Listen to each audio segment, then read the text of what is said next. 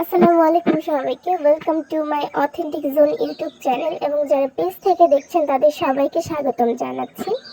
তো আজকে আমি যে থিমটার উপরে আর্ট করতেছি সেটা হচ্ছে অপরাজিতা ফুলের একটি থিম। মনে হলো হঠাৎ করে যে অপরাজিতা ফুলের একটি থিম আঁকি। এটা আমার খুব পছন্দের একটি ফুল। এই ফুলটাতে যদি আরেকটু সময় আর একটু ধৈর্য নিয়ে আঁকতাম তাহলে হয়তো এটার ফাইনাল লুকটা নিখুঁত আসতো বা রিয়েলিস্টিক মনে হতো।